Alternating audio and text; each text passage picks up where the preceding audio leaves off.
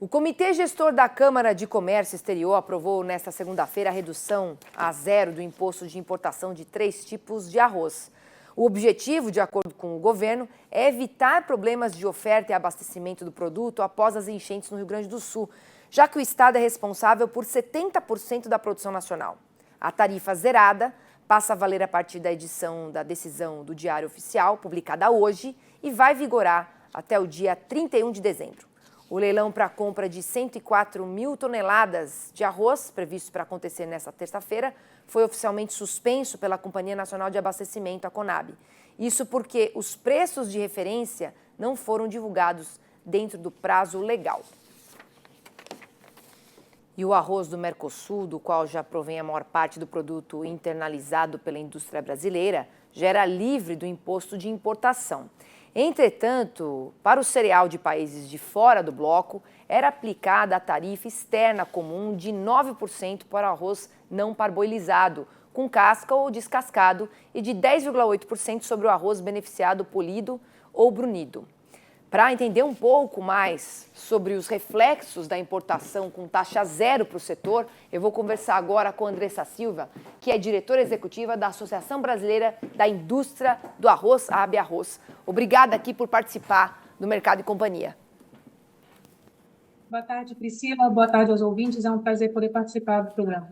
Andressa, a indústria de arroz já esperava por essa medida da redução zero para a importação de arroz. Como é que vocês receberam essa definição? Priscila, é uma medida mais coerente, tendo em vista a alternativa que o governo deu de ele próprio fazer a importação de arroz. Então, inicialmente, como foi comentado no programa, havia a expectativa da realização de um leilão para a importação de arroz pelo governo e distribuição desse arroz em pequenas redes varejistas. Esse é um movimento que a Associação Brasileira da Indústria do Arroz considera desnecessário e intempestivo. Isso porque a própria indústria já vinha se movimentando para fazer a importação. No primeiro momento em que ela percebeu que havia uma restrição de oferta, muito em decorrência das questões logísticas no estado do Rio Grande do Sul, que afetaram, então, o fluxo de oferta do produto.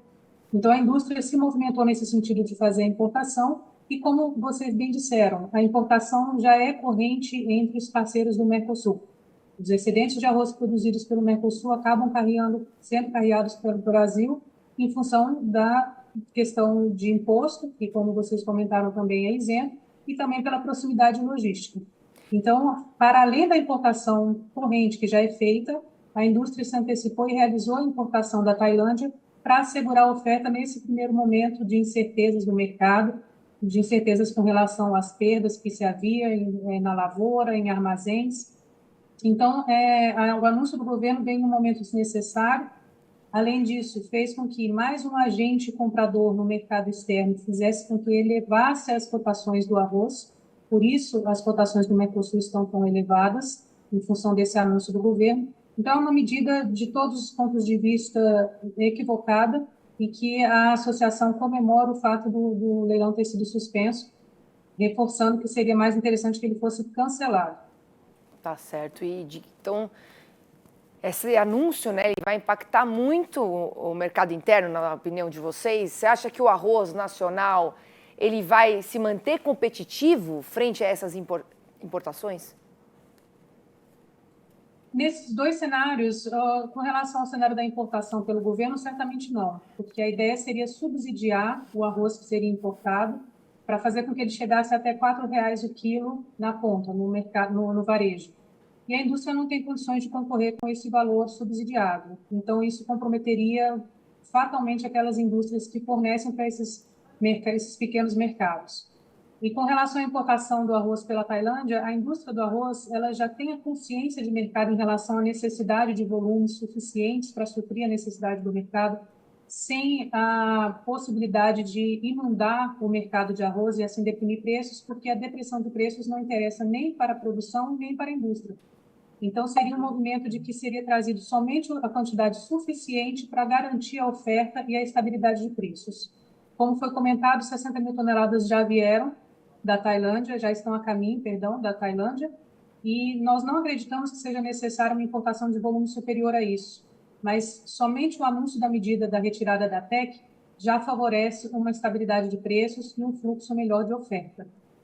Agora, esse movimento, né, Andressa, do governo de fazer leilões, mostrou que o Mercosul subiu 30% o valor do arroz, né? De acordo com uma entrevista do ministro da Agricultura, Carlos Fávaro, que ele concedeu ao G1. Como a indústria vê essa decisão e qual que é o reflexo desses leilões no longo prazo para os produtores de arroz?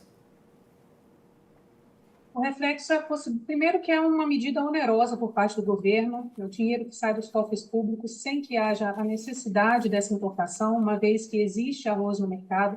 Como foi comentado anteriormente, a dificuldade de acesso a esse mercado pela indústria é decorrência da questão logística.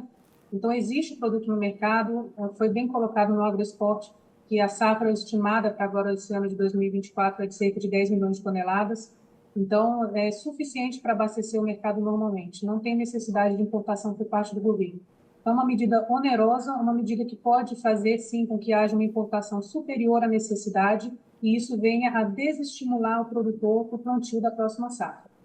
Tá certo, Andressa. Obrigada aqui por trazer aí todo esse panorama do mercado para os produtores de arroz, nesse momento que a gente está vivendo essa importação aí pelos países do Mercosul e também um aumento pela Tailândia, como a gente ouviu lá no AgroExport. Obrigada, até uma próxima oportunidade. Obrigada, Priscila. Obrigada pela oportunidade.